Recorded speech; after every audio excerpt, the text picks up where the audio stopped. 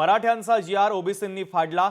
लक्ष्मण हाके यांनी जी.आर. फाडत संताप व्यक्त केलेला आहे। जी.आर. फाडत ओबीसींकडून सरकारचा निषेध करण्यात आला।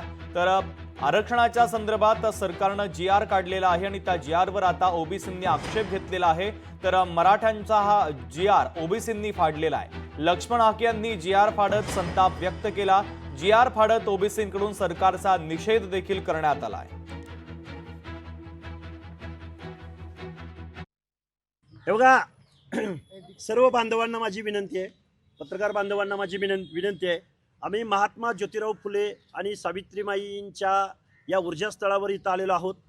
या महाराष्ट्रातल्या राजकारण्यांनी ज्या महात्मा ज्योतिराव फुले, राजर्षी शाहू राजा आणि डॉक्टर बाबासाहेब आंबेडकर या महामानवांचं नाव घेऊन प्रत्येक निवडणुकीला सामोरं जात असताना समतेचं तत्व, पुरोगामी तत्व सांगितलं, त्याच पुढाऱ्यांनी, सर्व पक्षीय पुढाऱ्यांनी आणि ज्यांच्यावरती आमच्या हक्क अधिकाराचं संरक्षण करण्याची जिम्मेदारी, त्या सगळ्या माणसांनी आमचं आरक्षण संपवणारा जो जी.आर. काढलाय, त्या जी.आर.ची आम्ही या ऊर्जास्थळावरती जाहीररित्या आम्ही हा जी.आर. इथं फाडत आहोत, निषेध व्यक्त करत आहोत शासनाचा।